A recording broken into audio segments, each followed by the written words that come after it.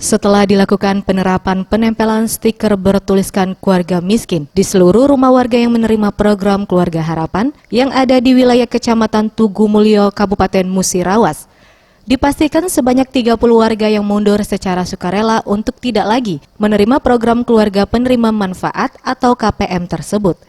Hampir seluruh masyarakat yang mengundurkan diri program Keluarga Harapan ini dikarenakan selain merasa malu, juga dikarenakan perekonomian mereka juga sudah telah membaik dibandingkan pada saat awal menerima bantuan PKH.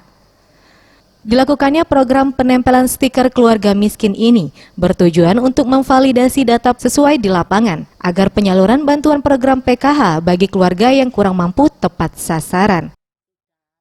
Kami di samping mengecek kebenaran data yang ada, kami juga melakukan verifikasi dan validasi data sehubungan dengan data basis terpadu.